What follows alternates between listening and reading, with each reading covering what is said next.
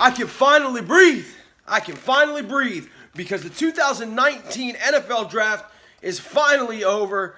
Our Philadelphia Eagles have made some selections, some great selections, and some questionable ones.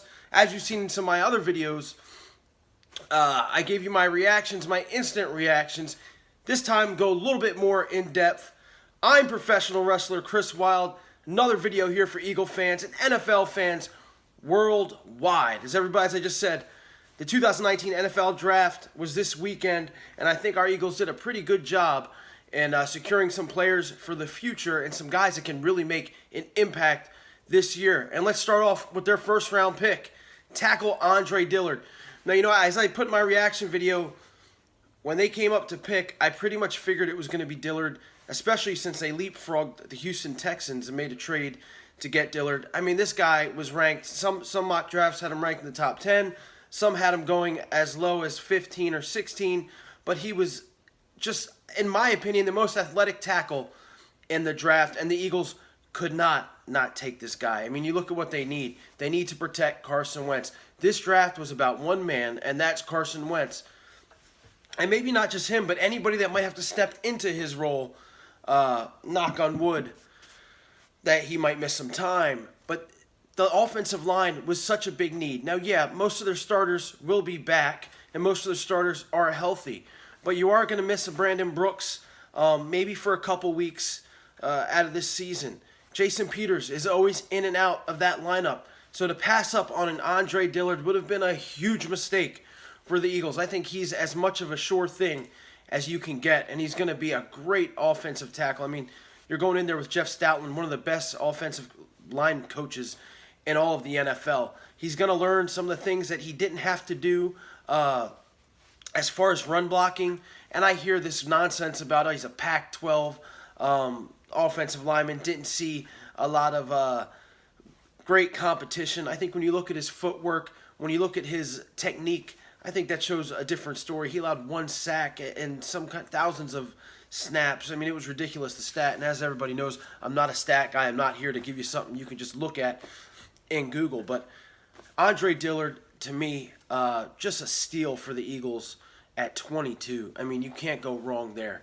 So, obviously, not the sexy pick that everybody wanted. We as fans want that sexy wide receiver or running back or playmaker, big defensive playmaker. Well, on Friday, we got that sexy pick that we were looking for when the Eagles drafted Myles Sanders, running back out of Penn State. I kind of made light of everything with the breathing machine, but I was stressing out over this running back situation. I mean, last year, it killed the Eagles. Not having any healthy running backs and having to rely on a Wendell Smallwood or a Josh Adams. I mean, it just killed them. It made them one-dimensional. It put a lot of pressure on Carson Wentz and Nick Foles when he was in there. Josh Adams started to get it going a little bit, but just not having that running game that we had in 2017 really hurt us. So going out and trading for Jordan Howard, which is a huge move, could be the move for any NFL team in the offseason as far as the best and most impactful move that was made, was huge. And then getting a Myles Sanders, which some thought was the best running back out of this class. If you look at a past video that I had, I said he was one of the top 5 that the Eagles could take. I like Darrell Henderson a little bit better. But look, man, Myles Sanders is a stud. He also has less snaps than any other running back in the draft. I mean, by a lot. Like the top guy with the snaps was like 600 or something. Again, I don't have the exact snap.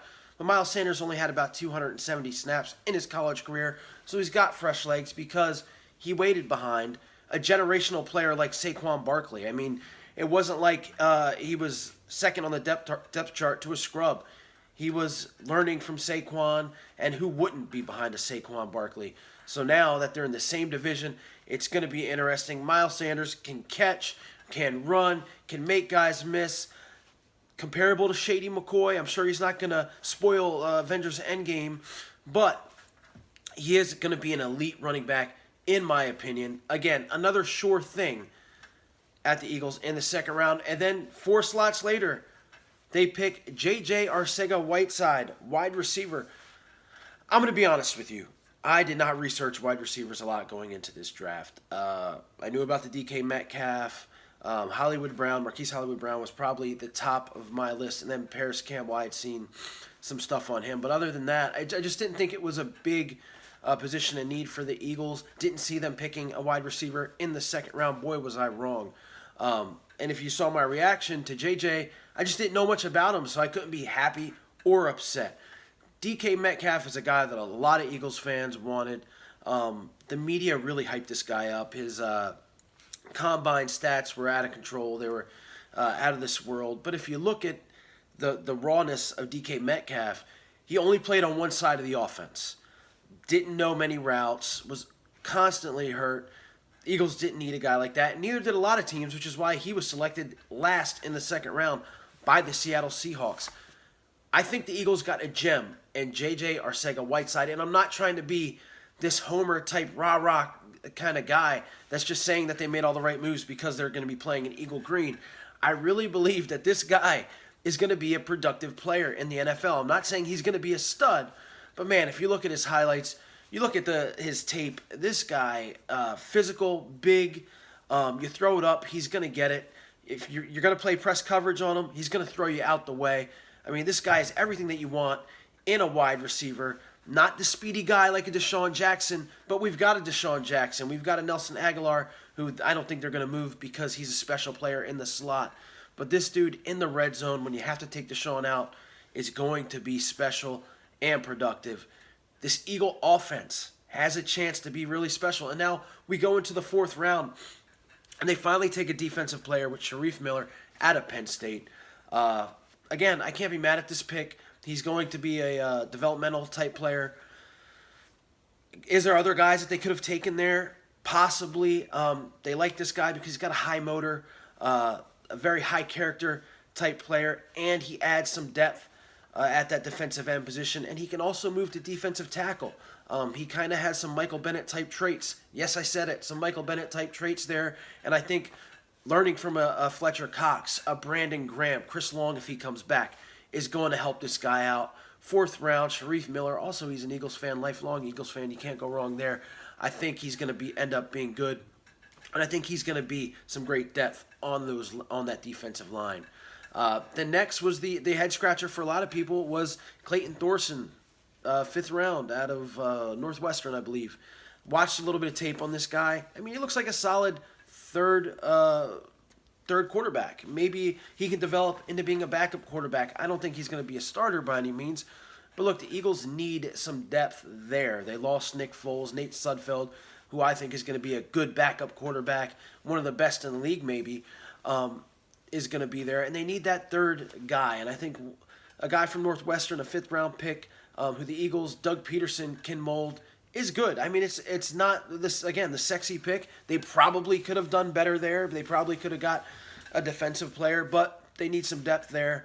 And right now, backup quarterbacks are getting paid like $5 to $7 million. I mean, money-wise, it was a smart move for the Eagles. But I want to talk about what everybody is wondering, and that is why they didn't address the defense more.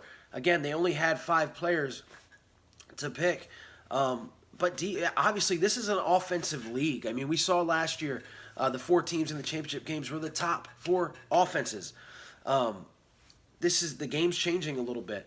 As far as linebacker, everybody is pounding the table for a linebacker. The Eagles did sort of address that when they picked up T.J. Edwards from Wisconsin as an undrafted free agent. I'm seeing tape of this guy. He looks good.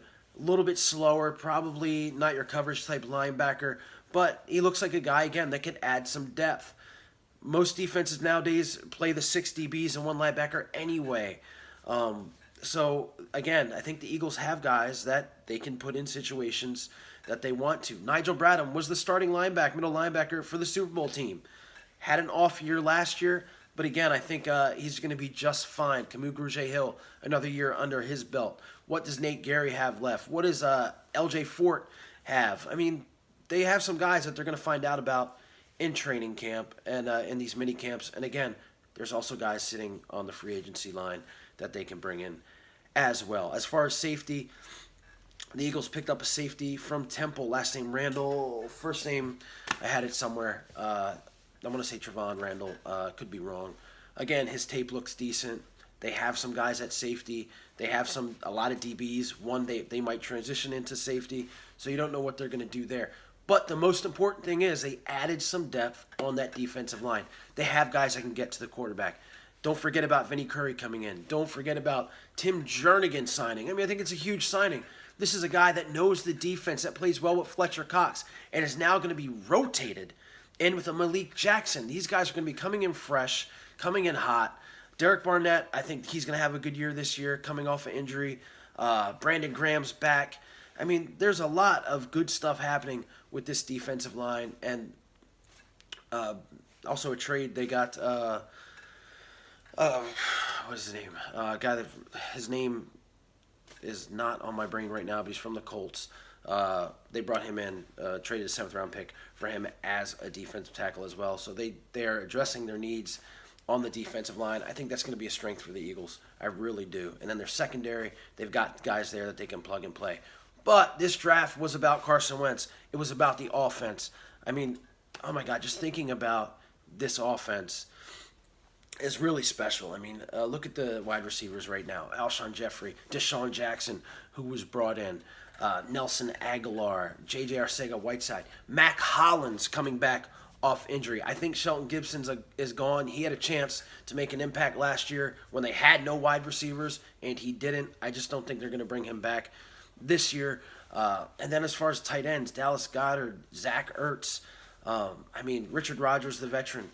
And then you look at the running backs. Finally, we have a running game again with Corey Clement probably fulfilling his role as that third running back, Myles Sanders and Jordan Howard. This team offensively has a chance to be special. I think this draft was a good draft, a solid draft. I think they got some great pieces to add in. 1 through 3, I think, are sure things. 4 and 5, we'll see. But we added 2 playmakers with Whiteside and Myles Sanders. He's going to be special. He's going to be wearing number 26. I think that we are going to be very happy when we go into the season and have a guy like him backing up Jordan Howard. Hell, by the end of the year, he might take that leading spot from Jordan. But look, I've rambled on enough about this draft. Again, I think that these guys are going to be great. Thank you, everybody who is watching. All my new subscribers, thank you very much for subscribing. Those who haven't subscribed, just hit the subscribe button. What's the worst that can happen? You're going to get a little notification every time I put up a video. You might watch it, you might not, but I guarantee you if you do, you're going to be entertained and not bored like some of these other guys making videos that I've seen. Also, another big thank you to Desert Eagle 90, who shared a video of mine a couple days ago, and it has gotten a lot of attention. I want to definitely thank him there. And any other Eagle video makers that want to share this, man, please do.